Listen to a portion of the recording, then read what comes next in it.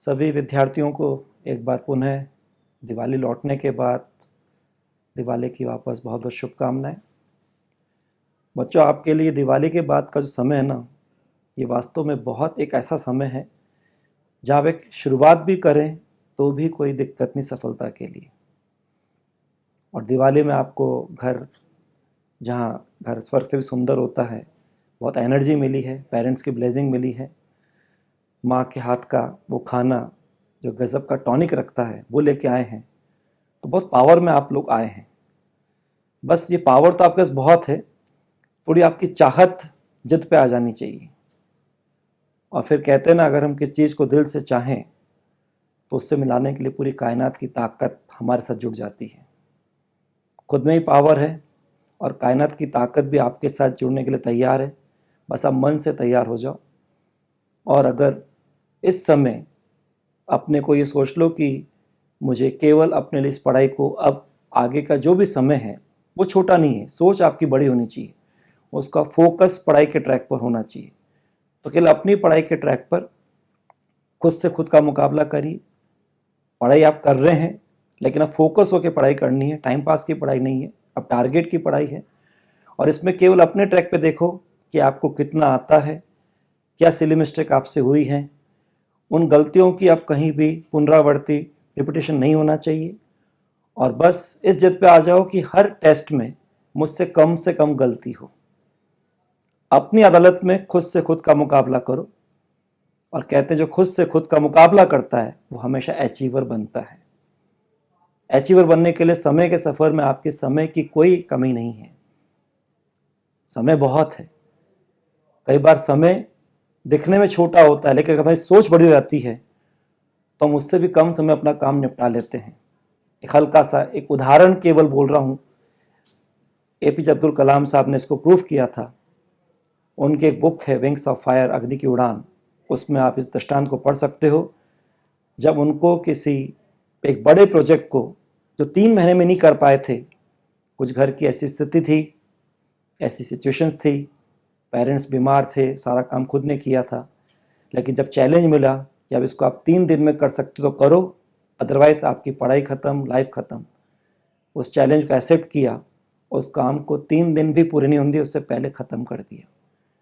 तो समय बहुत बलवान होता है, हमारी सोच छोटी नहीं होनी चाहिए।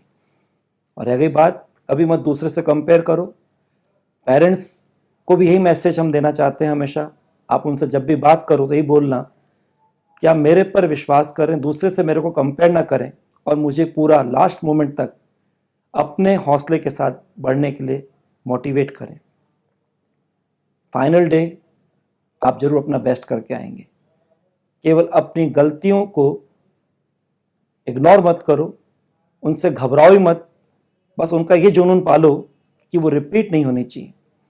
और अगर सुधार का जुनून आपने आज फर्स्ट डे मानते भी चालू कर दिया, लेकिन जगना पूरा है और सजग होकर, कहते जब जागो तब सवेरा, लेकिन अब सोने की बात नहीं आनी चाहिए, अब कहीं और खोने की बात नहीं आनी चाहिए।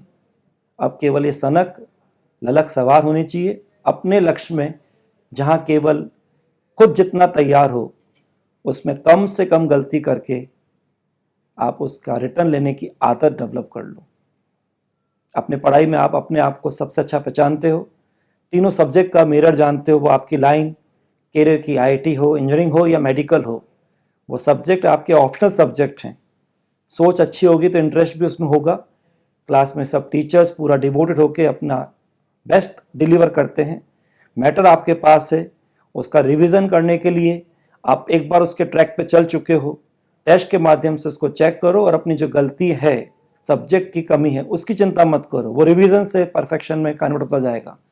लेकिन जो सिली मिस्टेक है उसका जुनून लेके चलो कि वो रिपीट नहीं होनी चाहिए।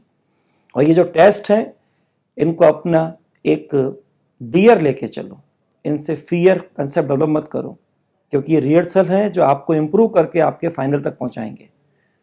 और अगर आपने इनको रिहर्सल के रूप में एक्सेप्ट किया तो निश्चित रूप से आपका हर अगला रिहर्सल पहले से बेटर होगा।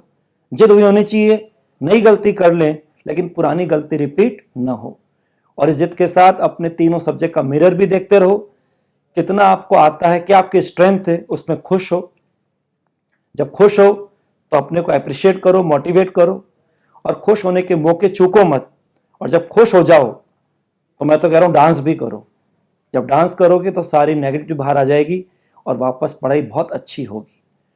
आगे पढ़ाई के साथ रोमांस करते हुए, डांस करते हुए, अपने ट्रैक पर खुद से खुद का मुकाबला करते हुए चलिए। निश्चित रूप से आप अचीवर बनेंगे और ये आपका आने वाला साल आपकी लाइफ का एक गोल्डन ईयर बन जाएगा। बस अब कुछ और जगह टाइम वेस्ट नहीं होना चाहिए। घर की और कोई एक्टिविटी हो, कुछ भी हो, वो होती रहेंगी। आपकी केवल एक ही जगह प्रेजेंस जरूरी है, जब आपकी खुद की शादी हो। बाकी सब एक्टिविटी तो होती रहती हैं। लेकिन आप चाहते हैं कि आगे आपका हर दिन होली, हर रात दिवाली हो, और डंके की चोट पर अपने कॉलेज, जिसके लिए आप कैरियर के हिसाब से सपना लेके एलियंस जुड़े थे, वहां डंके की चोट से दिवाली निकालने के लिए आप चाहते हो, मनाने के लिए निकलना चाहते हो, तब आगे आने वाले हर त्यौहार का सेक्रीफाइस करो। निश्चित रूप से आपका आने वाला अगला वर्ष आपको आपके मंजिल तक जरूर पहुंचा देगा, और आप फिर अपने लिए ये सब होली, दिवाली के त्यौहार वास्तव में मन से मना पाएंगे, दिखावे में नहीं मना पाएंगे। आप सबको आपके उज्जवल भविष्य के लिए बहुत बहुत शुभकामनाएं। Give your best, do your best, all the best, keep smiling, you can win any race.